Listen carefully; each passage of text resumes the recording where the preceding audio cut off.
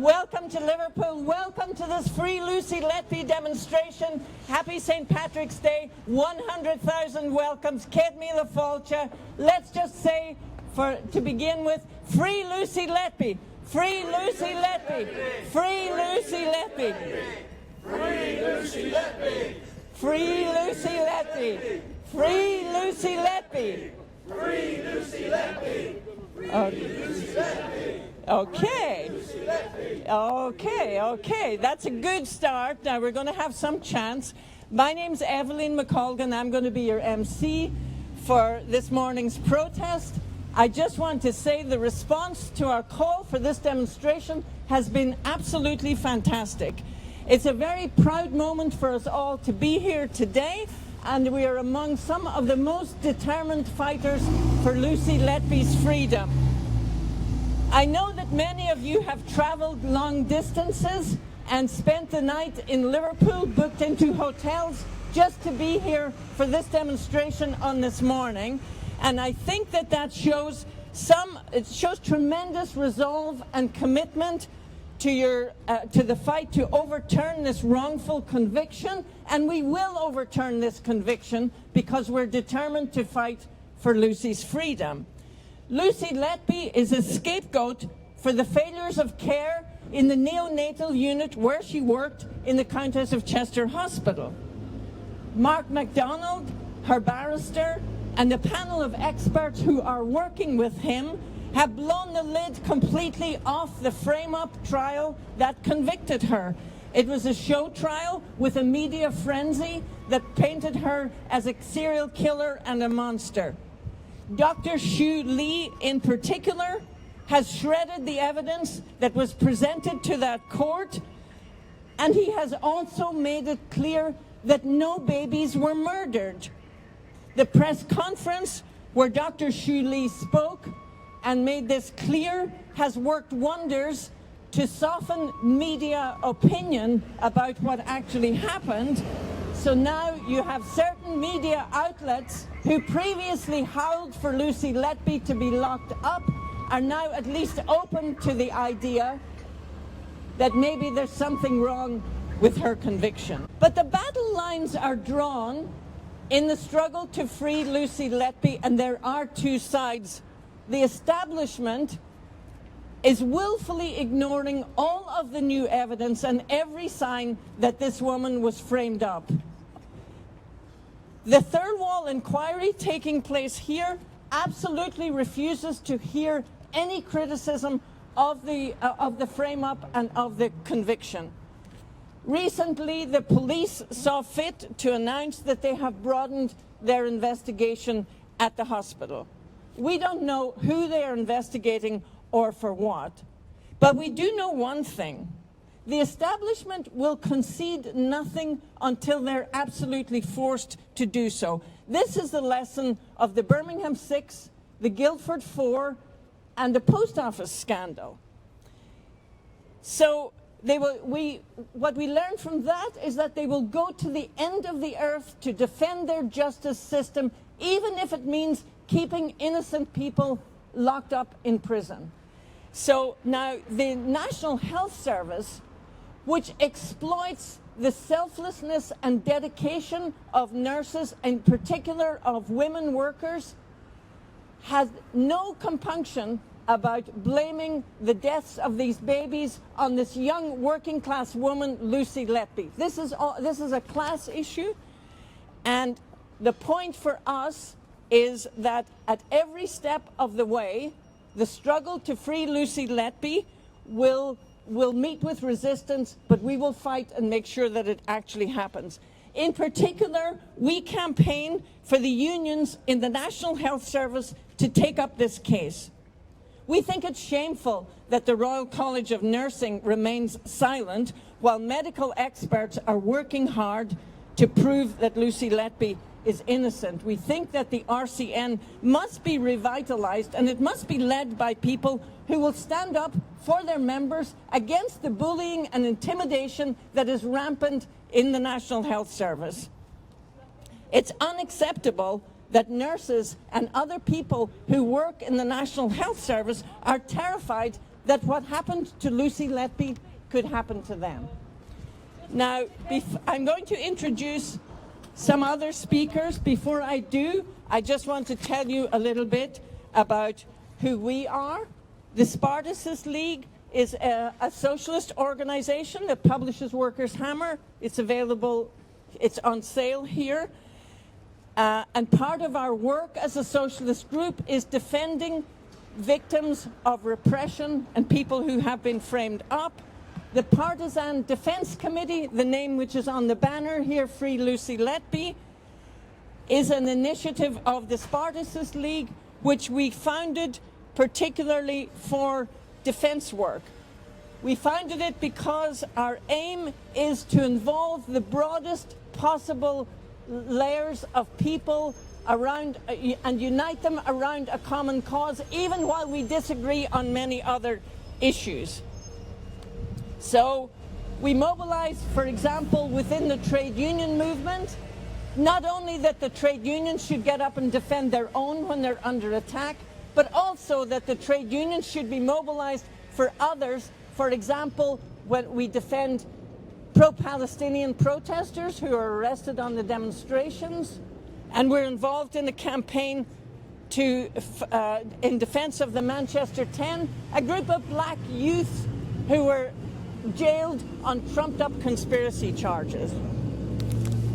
And it's the Partisan Defence Committee that brings us here today together for freedom for Lucy Letby. We have people today from all points of the political spectrum, and we welcome that. Of course, we will disagree on many things, but we're here because we're united on one goal, which is to free Lucy Letby. Hello everyone, my name is Vincent. I'm with the Spartacist League. We're a socialist group which works with the Partisan Defence Committee, and we say free Lucy Letby. We denounce her jailing, and we denounce the Thirlwall Inquiry for rubber stamping this travesty of justice. But the fight for Lucy Letby has much broader implications. Lucy Letby was scapegoated for failing NHS. The NHS has been attacked by decades under the Tories and Labour. It's been left to rot. And when the consequences of this rampage were being felt in the most tragic ways, they blamed a worker like they always do. That's why Lucy Letby is in jail. So the fight to free Lucy Letby is a fight to save the NHS. Lucy Letby is a working class woman. She worked hard to make up for a crumbling system. And she was squeezed like a lemon, like all nurses are. And she faced intimidation and bullying, like all nurses face. And in the end, she won an employment tribunal, and they destroyed her.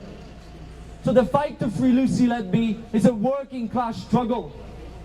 And the fight to free Lucy Letby is also a struggle for all women workers who make up most of the NHS staff and who are treated like shit and whose dedication is abused every day.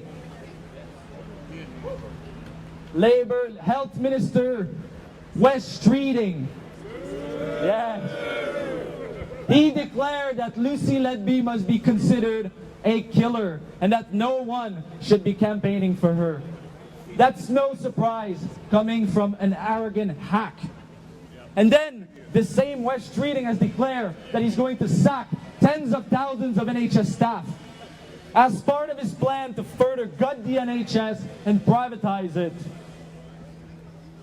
So if the Thirlwall Inquiry was investigating the truth, because obviously they're not investigating the truth. If they were investigating the truth, they would be investigating how years of attacks have destroyed the NHS, how this is killing people, and how Letby was scapegoated for this. And if they were investigating the truth, they would conclude that this government, which is gutting the NHS, education, benefits, living standards, and spending billions for weapons to send to NATO, to Israel, they would conclude that this will lead to more avoidable death, to more scapegoat. You see, all these things are connected. So the fight for Lucy Letby is a fight against Wes Streeting, against Keir Starmer, and against the Labour government, which is an anti-working class government. It is a fight against the entire system they defend. Lucy Letby was a trade union member, the RCN. Where is the RCN today? Where are the trade unions? Unison, Unite, the GMB, they're supposed to defend workers. Yet not a single trade union leader has spoken up in favor of Letby. Do you know why? Because they support the Labour government. They take their cues from West Streeting. Shame on them. They know their place. Shame on them for not having the courage to stand up to West Streeting and to the entire establishment and say, Lucy Letby is a trade union member. She was scapegoated. We will fight for her. That's what the Labour movement must say. And that's also why in the Spartacist League, we fight in the trade unions so that they be led by real socialists, not like the coward currently in place, so that the trade union oppose this government, fight for workers, fight for nurses, and defend Lucy Letby. And I urge every nurse, every worker to fight alongside us in the trade unions. That's how we can advance this campaign. The trade unions have the money, the power, the influence to mount a campaign. What they lack is leadership. And lastly, so I'm on the left, and we've been accused by many other people on the left for taking up the cause of Letby. There's a ton of socialist groups in Britain, but we're the only one taking up this cause. Why? Because they don't want to upset the trade union leaders. They don't want to upset the liberals who think she's a killer. Shame on them too. And so today here, we have those who have courage. Courage to stand up against one of the worst travesty of justice in modern time.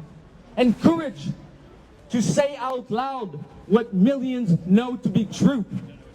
Lucy Letby is innocent. She was brainrolled to jail to protect a crumbling system. And if we don't fight now, there'll be more Lucy Letby. So that's why we say trade unions must act. Free Lucy Letby. Thank you. Hello, everybody. I just want to thank all of you who came to Liverpool and made the 17th of March demonstration to free Lucy Letby a success. It was tremendous that so many of you came long distances to be there the night before, booked into accommodation in Liverpool, so that you could be there for the protest in the morning. That shows tremendous commitment and dedication on your part, and it's the kind of dedication that's needed to overturn this conviction of Lucy Letby. I also want to thank those of you who took to the mic and spoke at the protest, including some who put your jobs at risk to do so. So I won't go through the names. And credit to those of you who brought your own signs, including the original Justice for Lucy Letby sign. Thank you, Richard. And of course, thanks to Dan for providing the music. And as I said on the day, what made it a success is that we came together from all different points of the political compass, united by the one goal that we all share, which is to free Lucy Letby. Our aim with the protest was to bring the support for Lucy that exists on social media out onto the streets and to expose it to a wider audience. So we called it for 9 o'clock in the morning on the reopening of the Thirlwall Inquiry, because we wanted it to be picked up by the press crews that would be present to report on the inquiry, and we wanted to catch them before they went into the town hall. And we did get a lot of press coverage. Actually, it was covered in Channel 5 News, the Daily Mail, ITV, even the BBC, the iNews, and many more. So this was good. I wanted to mention how important it was that a representative of the group known as 19 Nurses addressed the demonstration. Their statement to the Thirlwall Inquiry highlights the broader implications of the Lucy Letby case for all nurses. It said, make no mistake, suppressing nurses' voices directly endangers patients, and added that any of us could be next. The website, known as 19 Nurses, represents 500 courageous nurses, but they are forced to remain anonymous out of fear of reprisals by the bullying NHS management. And as we've said before, it's unacceptable that the Royal College of Nursing does not defend their members, who, including those in particular who want to speak out in defense of Lucy Letby. Having said that, it is encouraging that the Liverpool demonstration got sympathetic coverage in the Nursing Times, which is the RCN's newspaper. I believe it's the first time that magazine has positively commented on Lucy's case.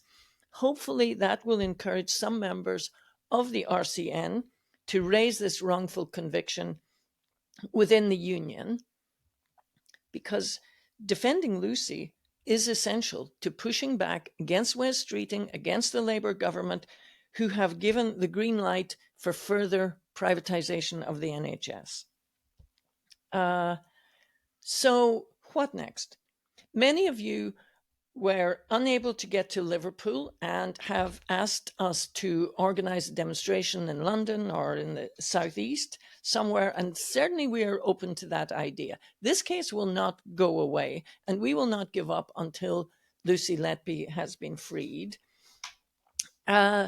What we need is a suitable event, hopefully a high-profile event with good press coverage. So I would appeal to all of you to keep an eye out for a suitable occasion for a follow-up protest. And lastly, I'm sorry that some of you who came to Liverpool, I'm thinking of Mark Mays and Callie Starforth, experienced hostility and attacks after the protest.